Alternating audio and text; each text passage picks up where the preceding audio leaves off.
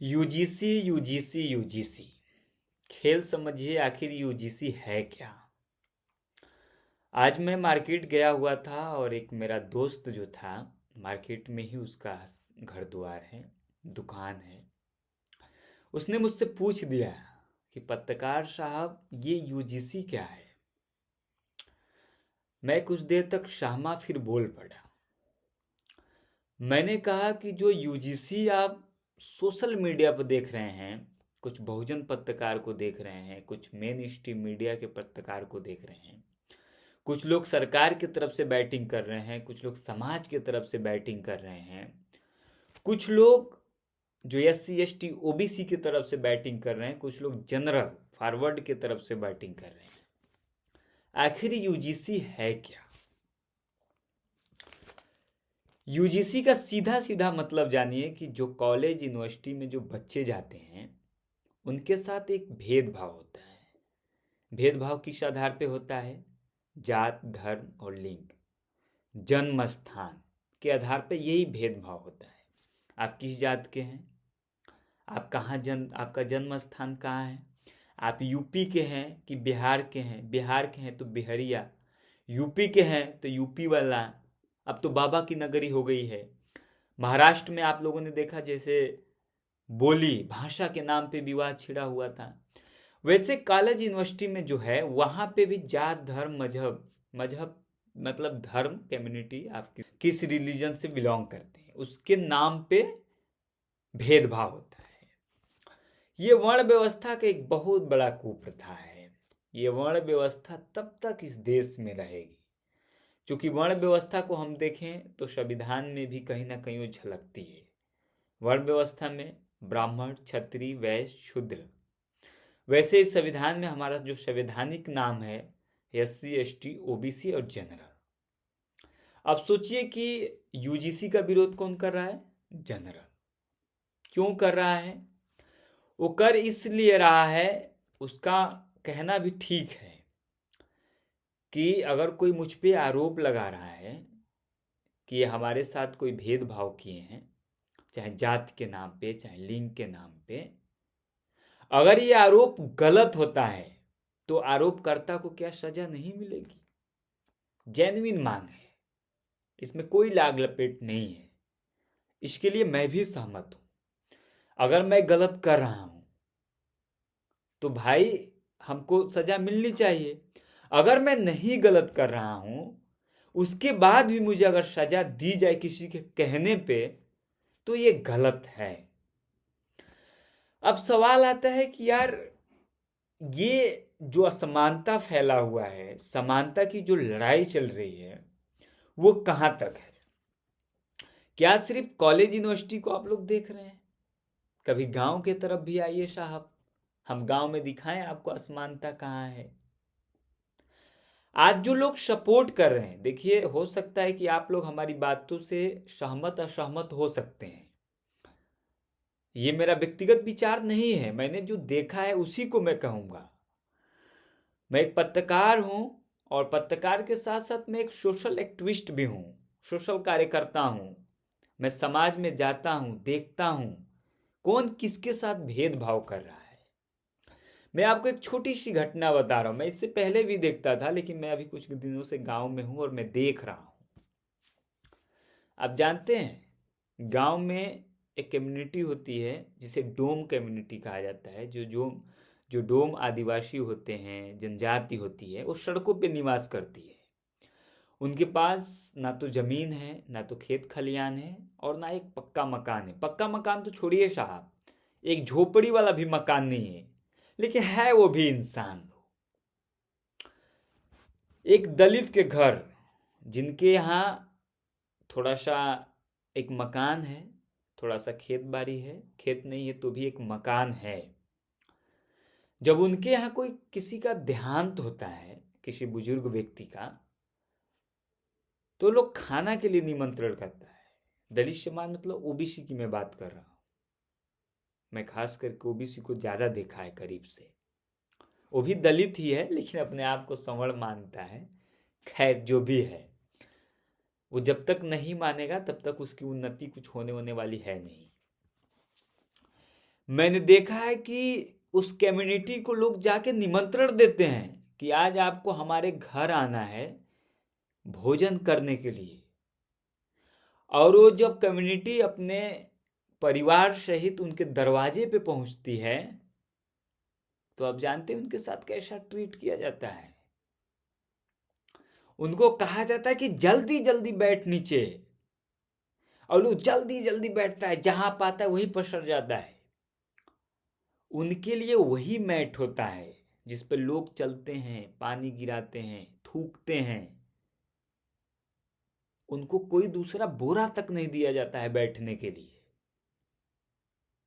और उसमें से जो खाना होता है, जो भोजन होता है पूरे जो गांव को खिलाने के लिए या सबको खिलाने के लिए, उसमें से पहले उनके लिए अलग निकाला जाता है चूरा, दही, बुनिया, जो सब्जी और पूरी, मतलब जितने भी आइटम होते हैं सब बाहर निकाल दिया जाता है।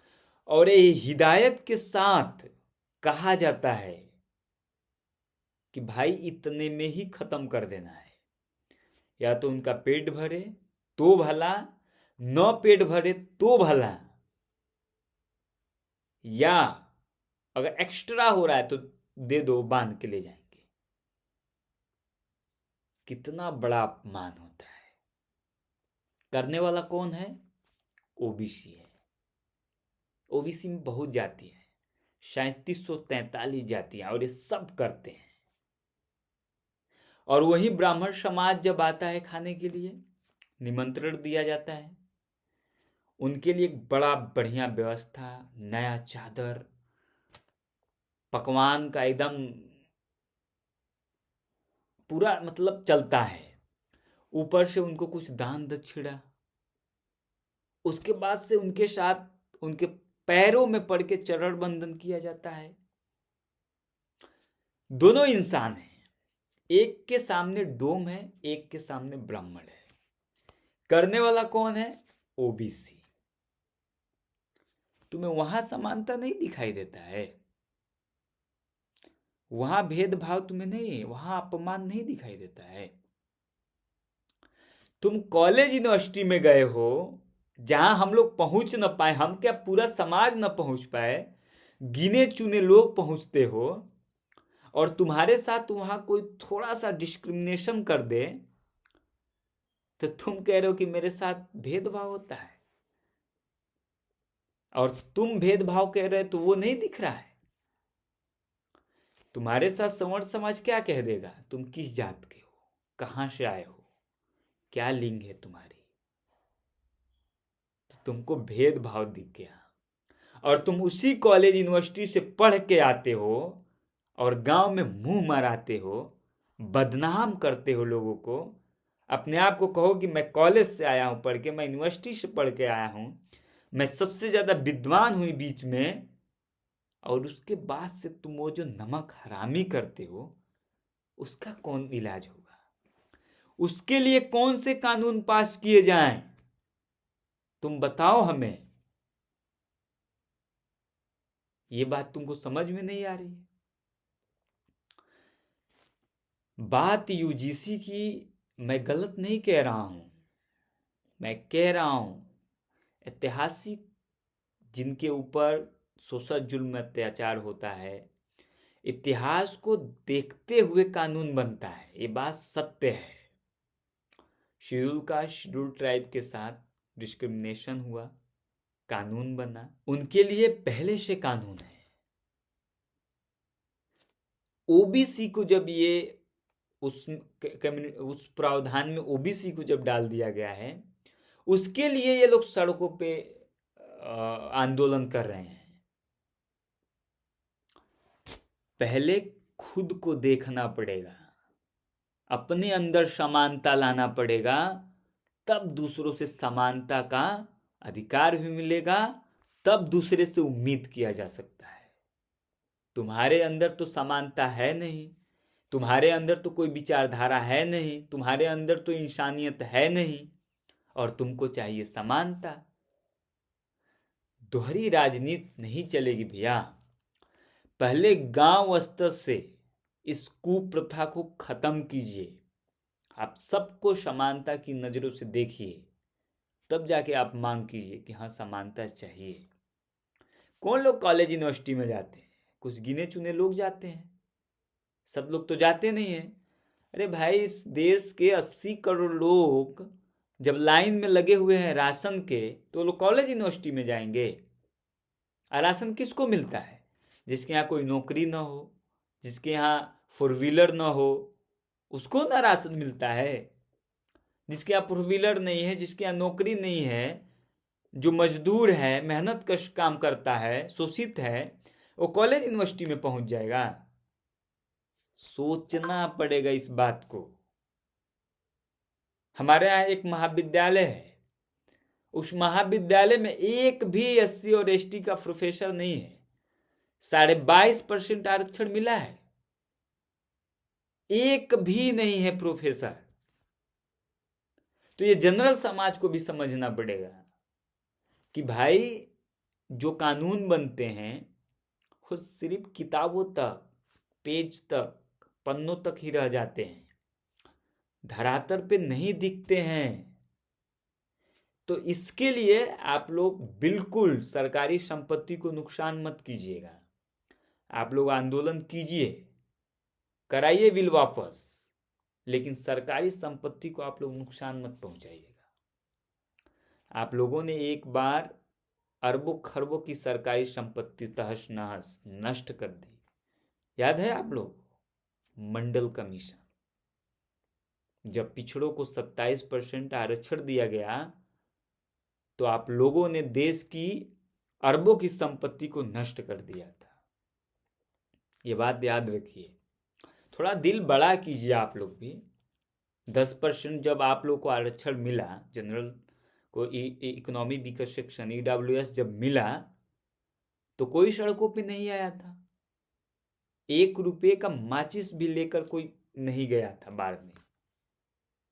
तो आप लोग भी थोड़ा सा दिल बड़ा कीजिए।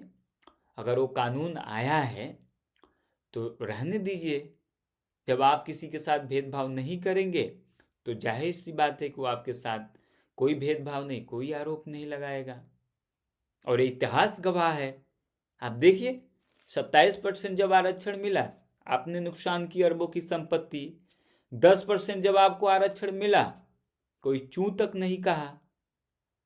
तो ये इतिहास है कि आप लोग बिल्कुल डरिए मत, घबराइए मत।